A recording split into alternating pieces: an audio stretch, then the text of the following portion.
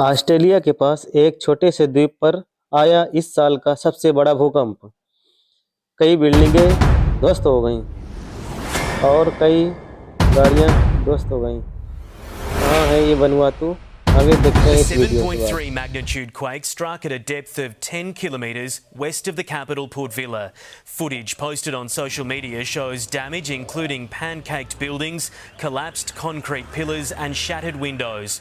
Roads have also cracked and buckled. A tsunami alert was issued for some coastlines of the Vanuatu archipelago, but that has now been cancelled. One person has been confirmed dead, but there are fears the death toll will rise.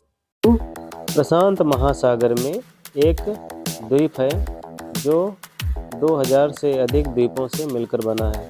यह Melanesia द्वीप का एक भाग है। यह द्वीप global warming की वजह से डूबने की कगार पर है।